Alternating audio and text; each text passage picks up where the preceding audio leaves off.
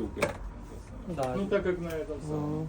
На штиле бензопиле. Ну, как штиль косишь, там, по-моему, тоже в 120-х косах. Холостою не обкатуйте, прогріли її і вперед працювати. Це ми закриваємо заслонку. Так. Вот, закрыли заслонку. Да. Вот тут есть праймер такой. Подкачали. Да. Дергаем до первой вспышки.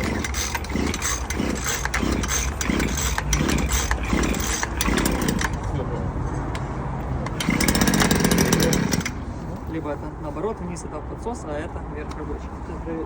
Да? Вниз это подсос, а вверх это проводится и